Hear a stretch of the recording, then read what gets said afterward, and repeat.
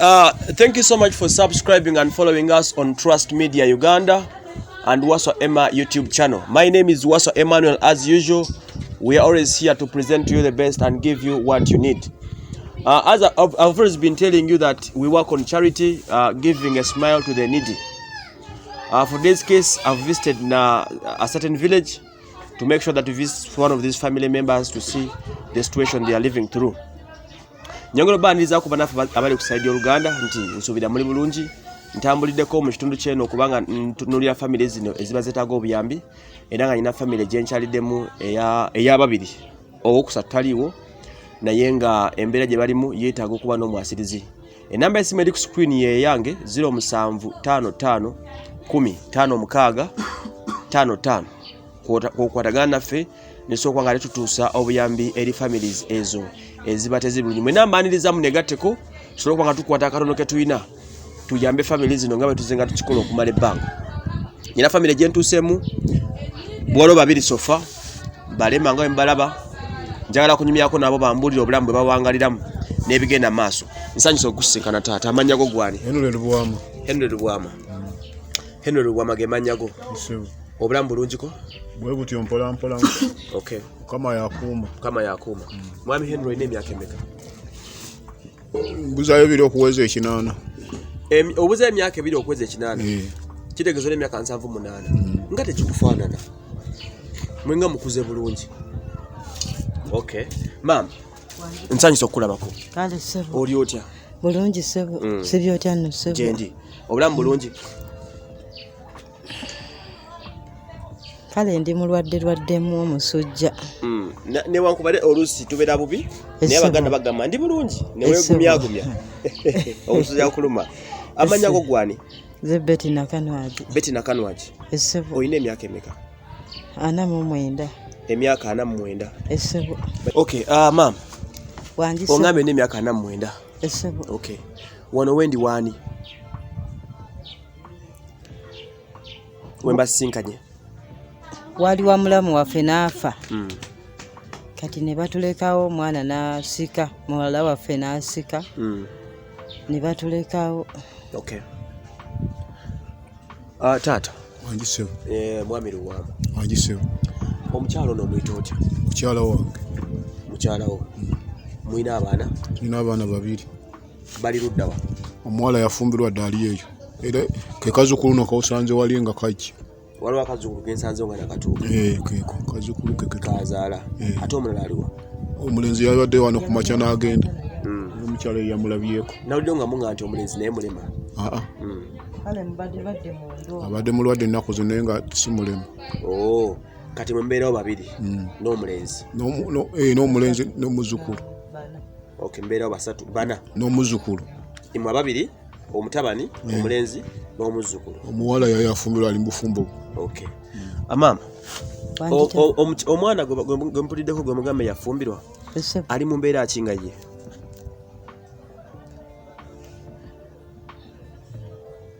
Era ali awo naye bw'atyo. Kyenegeza obulamu bwabeeramu. Gye yafumbira emirembe gye giri esente waliyoko oba?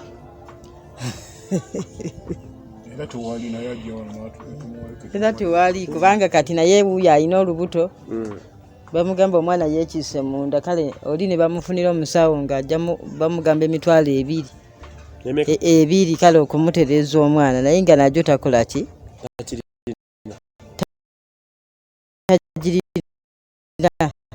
Kati najjako eno n'atugamba ate naffe tulina ssente. Taata Lubwama. Wangi sebo. Soko yongero nnyonnyolemuko. Maama alabika ebigamba alina bitonoko ku bibyo. Omwana ali mu mbeera ki? Mwalera ina maani. Talina beerawo mutya? Tubeezaawo n'onya bwe tukwatirako kajanja bwenti bwenti. Mu kibuga okolayo ki? Nali ntunda gundi zange ezo. Sabuni na bibiriti bwe bityo. Ne kati gundi ogwe yatusaba. Ngera ku dobozi. Kati bulwadde dobozi sina oyikomana na lwala pressure n'enkuba. Bwe njogera nnyo muno nga nziira ninga mulwadde wa sima. Tosobola kwogera nnyo okusinga kaawe. Obulago buno bwakwatamu. Bwakwata. Obadde nga nti mu kibuga leo okolayo ki? Tunda buntu bwange obwo ntyo kabalaza. Tukabalaza. Nenfunayo kendi yako. Kati ki ekyatuukawo? Anti corona yatugaana kati tetukyakolera ddala kati kumpi mwaka mulamba. Ogenda abasirikale bagwa bakuba kibooko. Nogamba kansooke mbireke.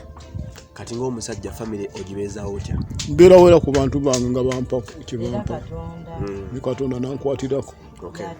Ngenda okulamula ndeeteddeyo ekiwagu ky'ettooke, mala ndeeteddeyo ekiro akawunga, ndeeteddeyo kijanjaalo ng'ekyo. Olunaku nga luyitawo bwe luti. Maama, gwe ng'akulembera okufumba awaka wano. Essebo. Bwakakeerera okuva ku makya. Essebo. Waabafumbidde kaki bano boolabirira? Era mbadde sinaba kufumba nga tukyetenkanya. Ndabawo bino ebijanjaalo. Ebijanjaalo biguze sente meka ebyo? Baabituwa bubi. Anti ndaba kalazi nnyingi, black, brown n'ebisigalidde. Kale neebaza Katonda mu kutwaliza awamu. Katonda ye abeerawo obudde bwonna. Kubanga Katonda ye era yakutte ku bantu ne batuwa ow'ekisa Mukama gw'abeera akutteko. N'akuwa ky'abeera akola ki? Ky'abeera ayina. Kigira oba mmere neggwawo bw'etyo.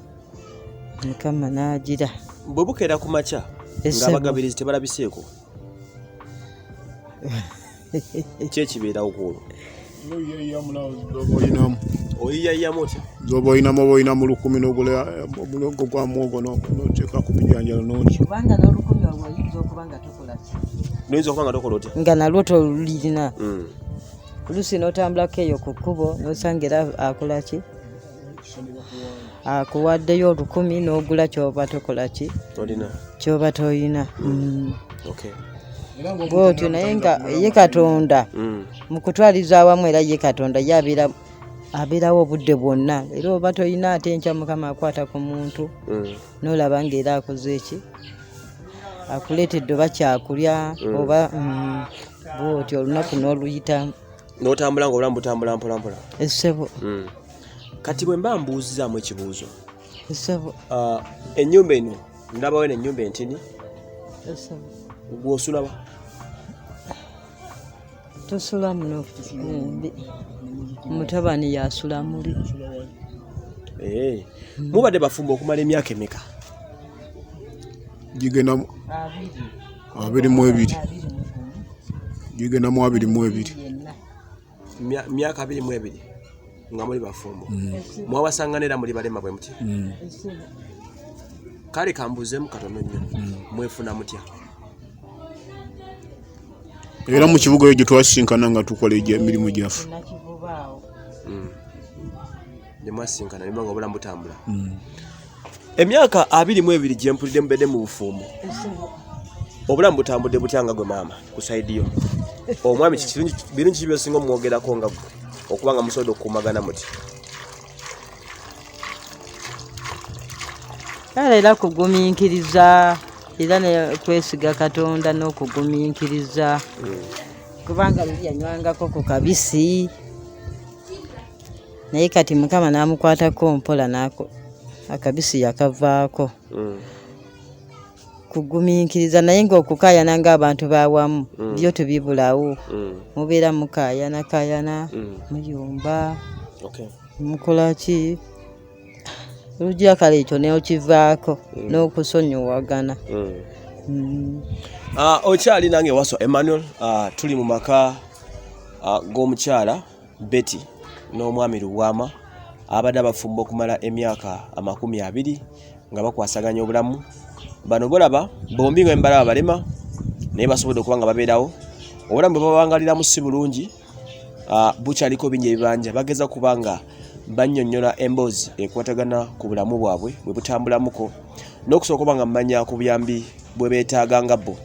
Mwami Luwama, nina mikono gyange eyo bannayuganda bannange bantu balungi nnyo, ebintu babikwasaganyiza ddala.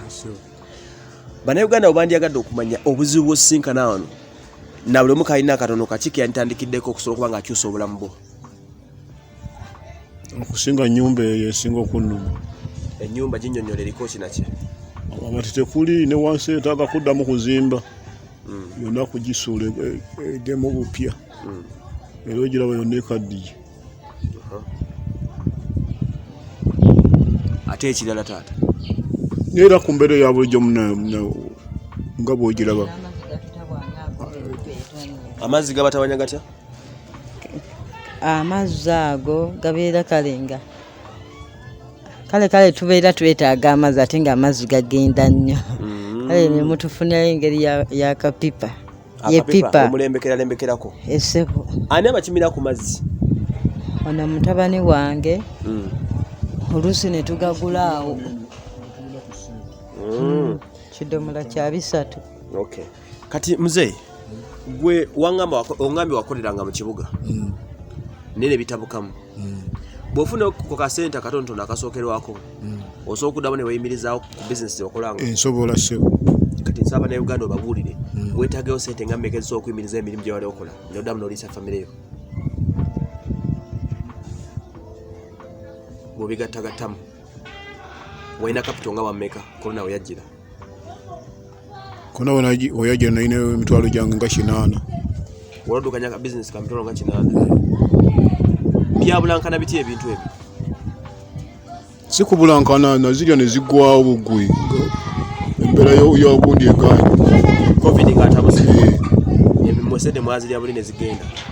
Ovu kisinza bbanira kwa mwalina obeerawo. Tewali kyakukola kirala kyonna. Omuggalo nga gutusazeeko. Mu kibuga ekifo kyo kikyaliyo olowooza? Bw'oddamu n'oddamu n'okifuna? Ekifo kyo tekibula, ofunawo panking era n'oteekateekawo obuntu. Osobola okukolerawo. Okay. Ongambyeko nti oli mulwadde. Puleesa. Zijjanjabwa zitya? Era bwe ntonya ku ddagala ganda bwe ntyo mpola mpola. Otera okugendako mu ddwaliro? Ndudde. Lwaki? Lwa nsonga ya ssente anti. Lwasemba omusawo yagamba atya?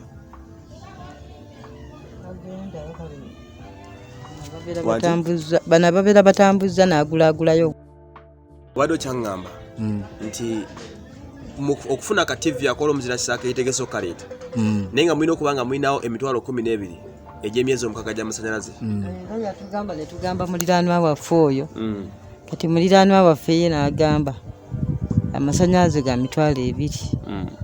Ate olina kusasula emyezi 6. Bintu bisooka nga bitambula. Kati maama, nyina gyo kye neebuuzaamuko. Essebo. Ndaba mutambulira wansi nga mwavula. Essebo. Ebintu bya kabuyonjo bino okugenda mu kigo obuyonjo mubukola mutya? Era bw'ovaayo ng'onaabako mu ngalo.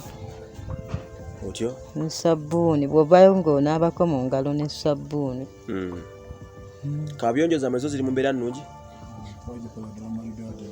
Ogambye otya?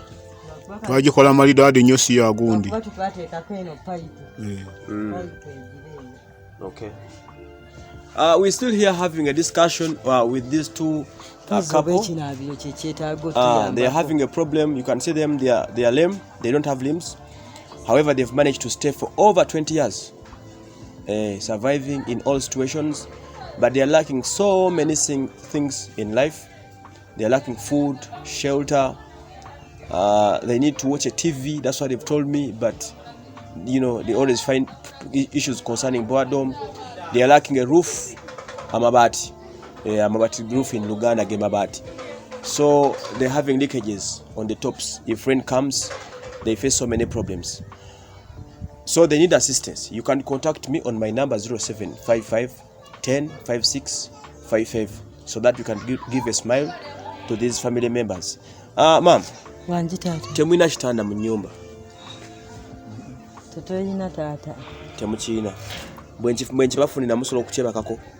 Essebo, tweyanziza nnyo ssebo, tweyanzeeke. Okay. Kiba kirungi nnyo. Kati ebyemmere byo mbadde nsaba bannayuganda bannange basobola okubafunirawo ku muceere, ebijjanjalo n'ebisigalidde. Essebo. Musobola okuba nga mufunako. Tweyanziza nnyo. Mukama abawe nnyo omukisa. Amina ssebo. Mukama abaddize. Abantu bange babeerayo eyo nga beetegefu okubaako kye bakola ki kye batoola. Essebo. Era nsaba mikono gyange mwenna munegatteko family ntube nga tugituusaako ebyokulya nga tuze nga tukikola okuba nga tulisiza bangi omukyalo ono ekisinza okunkwatako nti bafumbo imagine emyaka 20 nga bakola ki batambula ng'obulamu butambula naye nga babeerawo mu mbeera yonna n'osanga ate abalamu nga tebasobola okwebeezaawo yadde naye nga bano abalema we bali era bakuumagana.